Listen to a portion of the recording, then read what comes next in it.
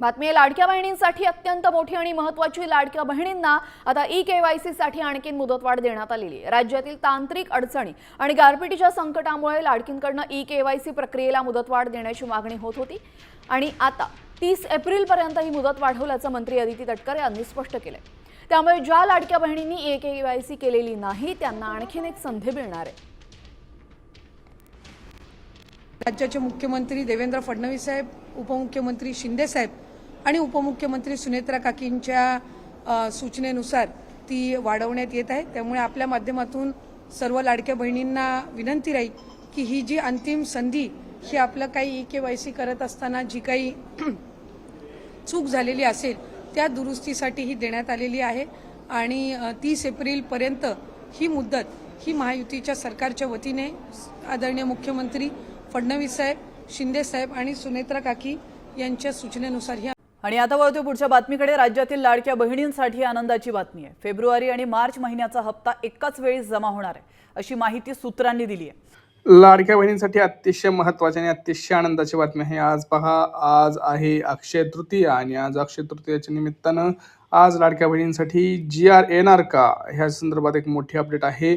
लाडक्या बहिणींना गेल्या वर्षी आपण जर बघितलं तर अक्षय तृतीयानिमित्त 2 हप्ते मिळाले होते, फेब्रुवारी आणि मार्च, परंतु या वर्षी आपल्याला अजूनही हप्ता आलेला नाही। तर मोठी अपडेट आहे, उद्यापासून पैसे येणार का, मार्च आणि फेब्रुवारीचा हप्ता कधी मिळणार, कोणत्या लाडक्या बहिणी असणार पात्र, ई-केवायसी संदर्भात एक मोठी अपडेट आहे, ते सुद्धा आपण पुढे एक एक करून पाहणार आहोत। बघा, भरपूर लाडक्या बहिणी ज्या जानेवारी महिन्यात पात्र होत्या त्या फेब्रुवारी महिन्यात अपात्र झालेल्या आहेत आणि त्यामुळे त्यांना आता मार्च महिन्याचा सुद्धा हप्ता येणार नाही। तर त्यासाठी कोणता फॉर्म भरायचा आहे मी तुम्हाला सांगतोय, 2 मिनिटात हा फॉर्म भरून द्या फक्त।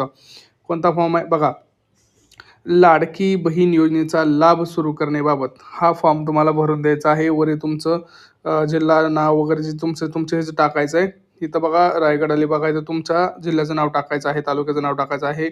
वरील विषयानुसार अर्ज करते की तुमचं नाव टाकून तुमचं राहणार कुठं, जिल्हा काय आहे ते एका वहीच्या पानावर तुम्ही हा मजकूर लिहा। खाली आधार कार्ड नंबर टाकायचा आहे, मोबाईल क्रमांक टाकून त्याचे झेरॉक्स वगैरे जोडून सही करून तुम्हाला ही अंगणवाडीमध्ये जमा करायचे। लवकरात लवकर हे तुम्हाला काम करायचं आहे, अन्यथा मार्च महिन्याचा हप्ता एकदा वाटप सुरू झाला की तुमचं नाव परत ह्या लाभार्थी यादीमध्ये जोडलं जाऊ शकणार नाही। त्यामुळं तुम्हाला एक नम्र विनंती आहे, तुम्हाला जर लाभ पाहिजे असेल तर पटकन तुम्हाला हा जो अर्ज आहे तो तुम्हाला सबमिट करावा लागणार आहे।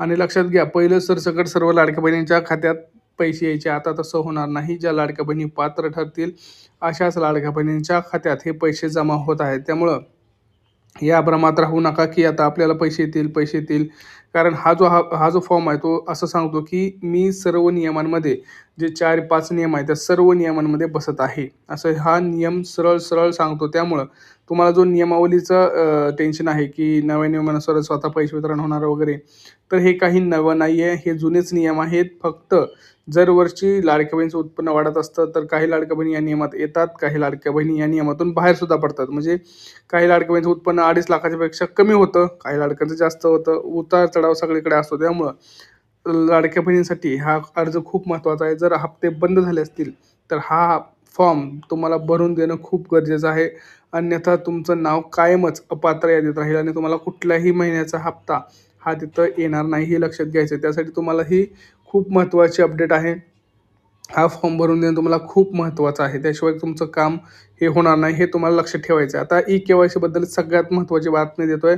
ई-केवायसी केली नसेल तर पटकन करून घ्या, 30 एप्रिलची वाट पाहू नका। ज्या महिलांनी केवायसी केली होती त्यांना अगोदर त्यांचे पैसे बंद झाले होते कारण त्यांची केवायसी चुकली होती, परंतु आता सरकारने पुन्हा एकदा लाडक्या बहिणींना संधी दिलेली आहे दुरुस्त करण्यासाठी। ई-केवायसी ज्यांची राहिलेली आहे त्यांना अर्जंट सूचना दिलेल्या आहे मुख्यमंत्र्यांनी की 30 एप्रिलपर्यंत तुम्हाला हे काम करणं अतिशय महत्त्वाचं आहे। त्यासाठी तुम्हाला पहिल्यांदा वेबसाईटवर जाऊन ई-केवायसी दुरुस्तीचं काम करणं गरजेचं आहे।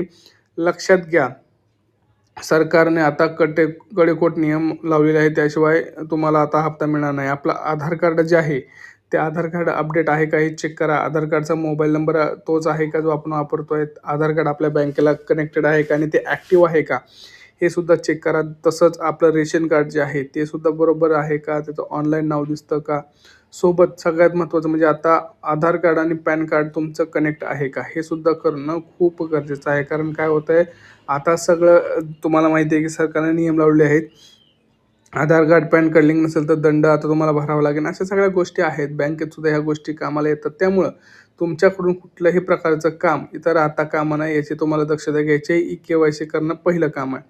आता भरपूर लाडक्या बहिणीचा प्रश्न असा आला की दादा आमचं ई-के-वाय-सी राहिलेलं आहे, आम्ही काय करायचं? मी तुम्हाला सांगितलं की ई-के-वाय-सी करणं गरजेचं आहे. दुसरा प्रश्न असा येतो की दादा मग ई-के-वाय-सी जर मुदत वाढली तर मग आम्हाला फेब्रुवारी महिन्याचा हप्ता त्यांनी का काढला? तर हा बरोबर प्रश्न आहे. कारण जर तुम्ही ई-के-वाय-सी मुदत वाढवत असाल तर ई-के-वाय-सीचा नियमसुद्धा तुम्ही हप्ता देताना लावू शकत नाही. तर सरकारकडे एक माझी नम्र विनंती आहे की तुम्ही जे काही नियम लावले होते ई-के-वाय-सी संदर्भात, आता भरपूर लाडक्या बहिणींना जवळपास राज्यामध्ये 70 ते 80 लाखाच्या लाडक्या बहिणी ज्यांना हप्ता आलेला नाही. त्यांना जानेवारीचा हप्ता देखील आलेला नाही ना, त्यांना फेब्रुवारीचा महिन्यातसुद्धा आलेला नाही. आणि आता तर मार्चसुद्धा येणार नाही, कारण त्या पात्र लाभार्थ्यातून बाहेर काढल्या गेलेल्या आहेत. आणि त्याचं कारण होतं की ई-के-वाय-सी. तर सरकारकडे एक माझी नम्र विनंती आहे, ज्या लाडक्या बहिणींना तुम्ही ई-के-वाय-सी केली नाही म्हणून बाहेर काढलेलं आहे, त्या सर्व लाडक्या बहिणींना तुम्ही पुन्हा एकदा संधी द्या. सरसकट सर्व लाडक्या बहिणींना ई-के-वाय-सीचा ऑप्शन उपलब्ध करून द्या. आणि त्या कालावधीत जर त्यांनी ई-के-वाय-सी केली नाही, 1 महिन्याची मुदत वाढवून दिल्यानंतर, तर मात्र मग तुम्ही सरकार त्यांना बाहेर काढू शकता. कृपया करून एक संधी लाडक्या बहिणींना पुन्हा एकदा द्या. कारण प्रत्येक लाडकी बहीण हे गोष्ट माहीत नव्हती. बऱ्याच लाडक्या बहिणींना यूज करता येत नाही इंटरनेट.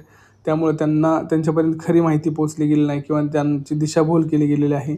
त्यामुळं बऱ्याच ठिकाणी काय लाडक्या बहिणींचं पैसे घेऊन ई-के-वाय-सी केलेलं नाही. ज्यांना स्वतः करता येत नाही त्यांनी कोणाकडे तर जाऊन ई-के-वाय-सी केली, परंतु त्यांनी चुकीच्या पद्धतीने ई-के-वाय-सी केली गेलेली आहे. त्यामुळे हप्ते त्यांचे आलेले नाही. तर त्यांना प्लीज एक नवीन संधी तुम्ही सरसकट द्यावी, ही एक माझी नम्र विनंती सरकारकडे आहे आणि ती तुम्ही कृपया करून स्वीकार करावा, अशी एक माझी नम्र विनंती आपल्या सर्व लाडक्या भावांना आहे. सर्व लाडक्या भावांना आपल्या सर्व लाडक्या बहिणींमार्फत एक माझी छोटीशी आज नम्र विनंती आहे. आणि सर्व लाडक्या बहिणींना अक्षय तृतीयेच्या हार्दिक शुभेच्छा. अक्षय तृतीयेचा हा सगळ्यात मोठा सण असतो. आज भरपूर लाडक्या बहिणींना तिथं आज ह्या हप्त्याची गरज होती, परंतु हप्ता काही येताना दिसत नाही. तर सरकारकडे माझी एक नम्र विनंती आहे, आज तरी जी-आर काढावा, कारण उशीर होत आहे. तुम्ही कुठल्याही प्रकारची सूचना लाडक्या बहिणींना देत नाही. एखादी न्यूज तरी तुम्ही टाकले पाहिजे की ह्या महिन्यात पैसे उशिरा येतील, लवकर येतील, असे काहीतरी अपडेट्स तुम्ही सरकारने लाडक्या बहिणींपर्यंत पोहोचणं हे अतिशय गरजेचं आहे. कारण काय होतं, बऱ्याचदा वेगवेगळे तिथं रूमर्स पसरवले जातात. त्यामुळं लाडक्या बहिणीची फसवणूकसुद्धा केली जाते. त्यामुळे लाडक्या बहिणींना एक नम्र विनंती आहे, आपल्या चॅनलला सबस्क्राईब करा. इथं खरीच माहिती मिळते. जेव्हा हप्ता येईल तेव्हा हप्ता आलेला सांगितलं जाईल, काय करायचं आहे, आज काय होणार आहे, उद्या काय होणार आहे, ह्या सगळ्या गोष्टींची माहिती इथं तुम्हाला एकदम काहीही न करता तुम्हाला इथं दिली जाते. त्यामुळं टेन्शन घ्यायचं नाही, फक्त चॅनलला सबस्क्राईब करायचं आहे. कमेंट्समध्ये सांगा किती हप्ते तुम्हाला आत्तापर्यंत आलेले आहेत, तुमची ई-के-वाय-सी झालेली आहे का, आणि तुम्हाला आत्तापर्यंत काय प्रॉब्लेम फेस करावे लागले आहेत लाडकी बहीण योजनेसंदर्भात. ते सगळ्या गोष्टींची माहिती तुम्ही कमेंट सेक्शनमध्ये द्या. व्हिडिओ संपूर्ण पाहिल्याबद्दल धन्यवाद. आणि हा व्हिडिओ तुम्हाला आता जास्तीत जास्त आपल्या व्हॉट्सअप ग्रुपला शेअर करायचा आहे, ज्या तुम्हाला वाटतं त्यांना तुम्हाला ही व्हिडिओ शेअर करायचा. भेटूया पुढच्या व्हिडिओमध्ये. तोपर्यंत मित्रांनो, जय महाराष्ट्र.